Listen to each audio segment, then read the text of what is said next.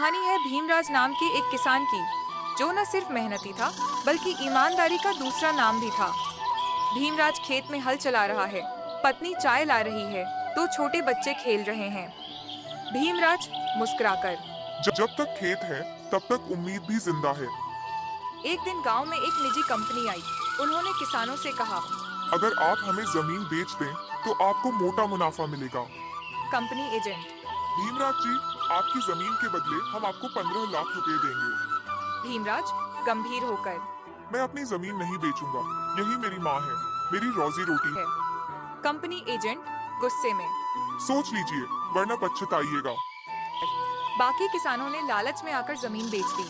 गांव में बड़ी बड़ी मशीनें आ गईं और भीमराज अकेला रह गया अपनी जमीन पर। गांव वाले ताना मारते हैं, मशीनें पेड़ काट रही हैं। पड़ोसी, भीमराज, तुम भी बेच देते, क्या मिलेगा खेती से?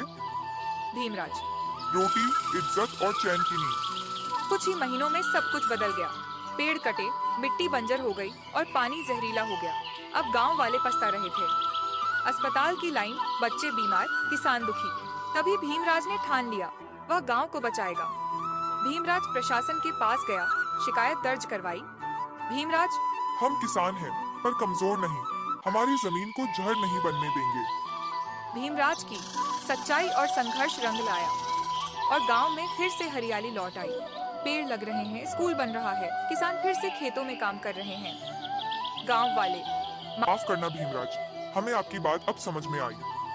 भीमराज मुस्कुराते हुए, कोई बात नहीं, अब साथ मिलकर गांव को फिर से बसाते हैं। शाम का समय, भीमराज अपने बच्चों को खेत दिखा रहा है।